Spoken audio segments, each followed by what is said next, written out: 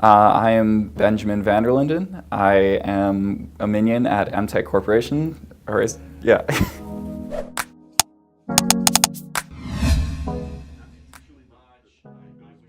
I personally really love the Adobe suite, whether that's Photoshop, Premiere Pro, After Effects, because those are programs that allow me to create and just do what I love.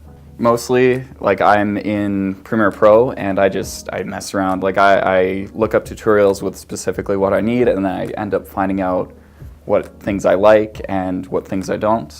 And then most of the stuff I'm self-taught. YouTube mainly, it's free and it's easy, so I just hop on there and yeah.